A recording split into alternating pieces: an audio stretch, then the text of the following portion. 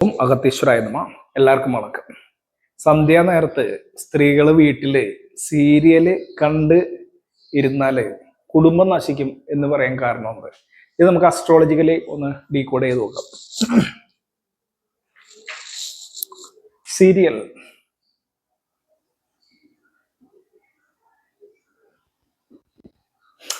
എന്ന് പറഞ്ഞു കഴിഞ്ഞാല് ശുക്രൻ പ്ലസ് രാഹു ആണ്. ശുക്രനോട് കൂടെ രാഹു ചേരുമ്പോൾ ഉണ്ടാവുന്ന സംഭവമാണ് സീരിയൽ. അല്ലെങ്കിൽ ഇതിന്റെ കാരകത്വം, സീരിയലിന്റെ കാരകത്വം എന്താന്ന് പറഞ്ഞാൽ ശുക്രൻ കേതുവാണ്, ശുക്രൻ രാഹുവാണ്. അപ്പൊ സീരിയല് കാണുന്നത് നല്ലതാണോ എന്ന് പറഞ്ഞാൽ, രാഹു ആണെന്ന് പറയാൻ കാര്യം അവസാനിക്കുന്നില്ല, ഇങ്ങനെ പോയിക്കൊണ്ടിരിക്കും. ഒരെണ്ണം കണ്ട് അടുത്ത എപ്പിസോഡ് ഇങ്ങനെ പോയിക്കൊണ്ടിരിക്കും. ഞാൻ ആദ്യം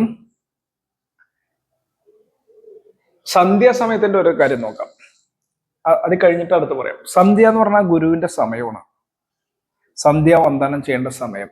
യോഗികൾക്ക് അത് കേതുവിന്റെ സമയം. യോഗികൾക്ക് കേതുവിന്റെ സമയം, സാധനാദികൾ ചെയ്യുന്ന സമയം. ശരയോഗികൾക്ക് അത് ശരം പിരിയുന്ന സമയമാണ്. ശരയോഗികൾക്ക് അത് ശരം പിരിയുന്ന സമയമാണ് സന്ധ്യാസമയം. ശരം പിരിയുന്ന സമയം എന്ന് പറയും. അപ്പോ സന്ധ്യ സമയം സാധന ചെയ്യാൻ പറ്റിയ സമയം എന്നൊക്കെ വേണമെങ്കിൽ പറയാം. അപ്പോൾ ഒന്നില്ലെങ്കിൽ അത് ഗുരുവിന്റെ സമയം, അല്ലെങ്കിൽ കേതുവിന്റെ സമയമാണ്. ഈ സമയത്ത്, ഇനി ഗുരുവിന്റെ സമയത്താണ് ശുക്രന്റെ വിളയാട്ടമെങ്കിൽ, എല്ലാത്തിനും ഒരു സമയമുണ്ട് മക്കളെ എന്ന് പറയണം ആരെയും. സുരൈ സൗമ്യ സിതാവരി രവിസുതോ മധ്യേ പരേത്യാനിത എന്ന് പറയണ. സുരൈ എന്ന് പറഞ്ഞു കഴിഞ്ഞാൽ, സുരൈ എന്ന് പറഞ്ഞു കഴിഞ്ഞാല് ദേവ ഗുരുവായ സുരൻ സുരനായിട്ടുള്ള വ്യാഴം. സൗമ്യൻ സിതൻ എന്ന് പറഞ്ഞാൽ ശുക്രൻ ശത്രുവാണ്. വ്യാഴത്തിന് ശുക്രൻ ശത്രുവാണ്. അപ്പോ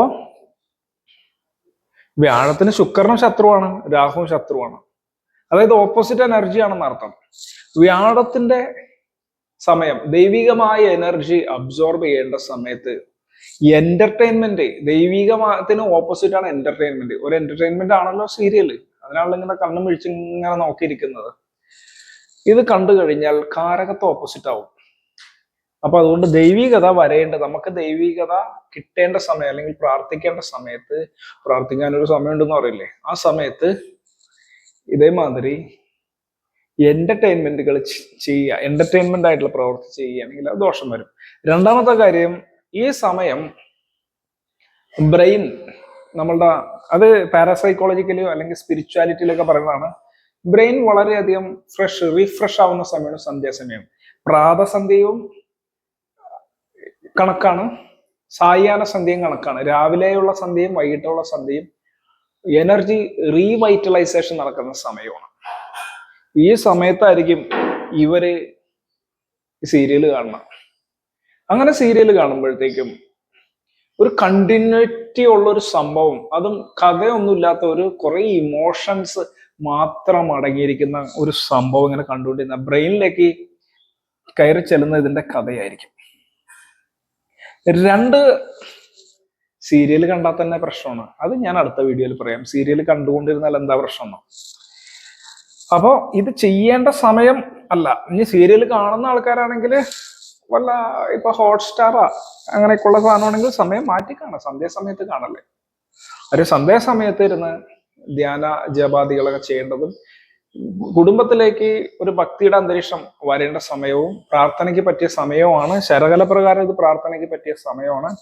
ആ സമയത്ത് പ്രാർത്ഥനാദി കാര്യങ്ങൾ ചെയ്താൽ നിങ്ങളുടെ എനർജി, നിങ്ങളുടെ ബോഡിയിലുള്ള എനർജി തന്നെ നല്ല പീക്കായിട്ട് അത് പിന്നീട് നിങ്ങൾക്ക് യൂസ് ചെയ്യാൻ പറ്റുന്ന തരത്തിലാവും. അല്ലെങ്കിൽ വ്യാഴത്തിന് ഓപ്പോസിറ്റ് ആയിട്ട് രാഹുവും ശുക്രനും വരുന്ന സമയം എന്താ അല്ലേ.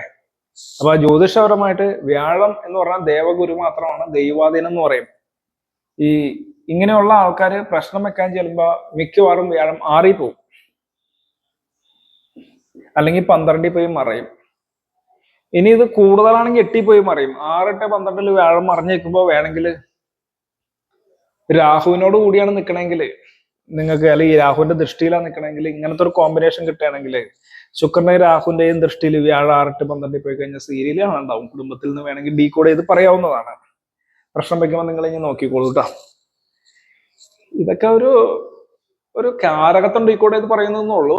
ഇനി ലോജിക്കലി നോക്കിക്കഴിഞ്ഞാൽ വൈകിട്ട് സന്ധ്യാസമയത്ത് നമ്മളുടെ എല്ലാ മതങ്ങളിലും സന്ധ്യാസമയത്ത് പ്രാർത്ഥനാദി കാര്യങ്ങൾ ചെയ്യുന്നതായിട്ട് പണ്ടേ മേലെ പരക്കെ ഉണ്ട്. കാരണം അത് പുതിയ നല്ല ഫ്രഷ് ആയിട്ട് കിടന്നുറങ്ങാനും നന്നായിട്ട് ആഹാരം കഴിച്ച് ഫ്രഷ് ആയിട്ട് കിടന്നുറങ്ങാനൊക്കെ ഉള്ള ഒരു സമയമാണ്.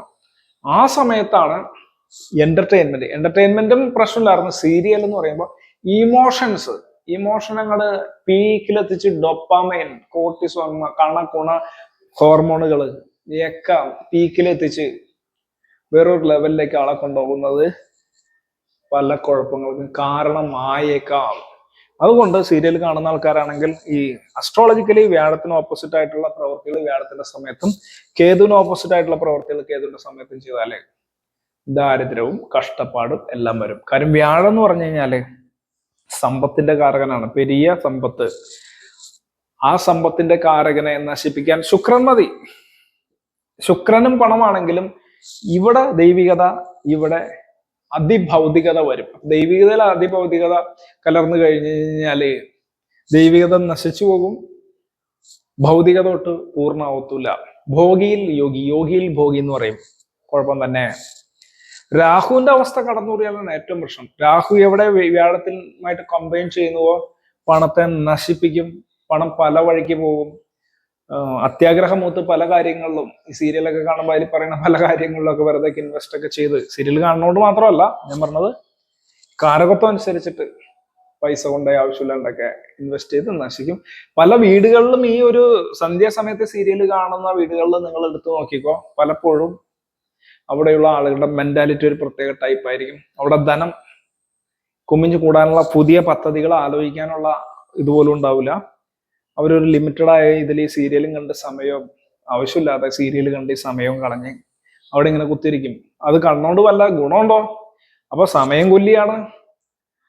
സമയം പോകും.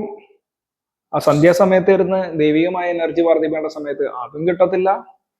അങ്ങനെ ഇങ്ങനെയൊക്കെയുള്ള ഒരു ആ കുടുംബത്തിൽ മൊത്തത്തില് ഇത് കണ്ടുപഠിക്കുന്ന മക്കളും ഇത് കണ്ടുപഠിക്കുന്ന പിന്നീട് പതുക്കെ പെണ്ണുങ്ങൾ കണ്ട് ആ കുടുംബാതം കാണാൻ തുടങ്ങും. മൊത്തത്തിലൊരു ഈ സീരിയൽ അഡിക്ഷനിലേക്ക് വന്ന് വേറെ കാര്യങ്ങളൊന്നും ചെയ്യാൻ താല്പര്യമുള്ള അതെ ഒരു എളിയ ജീവിതത്തിൽ ഇങ്ങനെയൊക്കെയുള്ള ഇതിനെ ഒരു പ്രധാനപ്പെട്ട സന്തോഷത്തിന്റെ ഘടകമായിട്ട് കൽപ്പിച്ച് ആ തരത്തിലേക്ക് പോയി അങ്ങനെ പോകും. അപ്പൊ ഇതിനെപ്പറ്റി കുറെയൊക്കെ പറയാനുണ്ട്. പല സ്റ്റഡീസ് ഒക്കെ നടത്തിയിട്ടുണ്ട്. ഞാനൊക്കെ സൈക്കോളജിയിൽ മാസ്റ്റർ ഡിഗ്രി ചെയ്യുന്ന സമയത്ത് ഞങ്ങൾ എപ്പോഴും ഡിസ്കസ് ചെയ്യുന്ന ഒരു കേസായിരുന്നു സീരിയൽ എങ്ങനെ മനുഷ്യനെ നെഗറ്റീവായി സ്വാധീനിക്കുന്നു എന്നുള്ളതാണ്. ഇന്നേക്ക് ഇത്രയുള്ള എല്ലാവർക്കും ഒരിക്കൽ കൂടി വണക്കം. സീരിയൽ കണ്ടാൽ വേറെ എന്ത് പ്രശ്നം വരും എന്ന് അടുത്തൊരു വീഡിയോ പറയാം. ഓം അഗത്തീശ്വരായ നമഃ.